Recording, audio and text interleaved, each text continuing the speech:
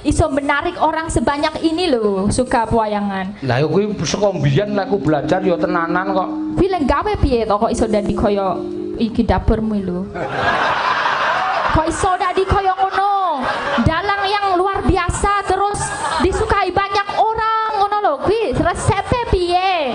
Tak iso nek iso dadi kaya ngono aku yo gelem. Ngene ya, Sa. Dapurku iso kaya ngene iki. Kira tak omongi to, mbok ora kurang ajar.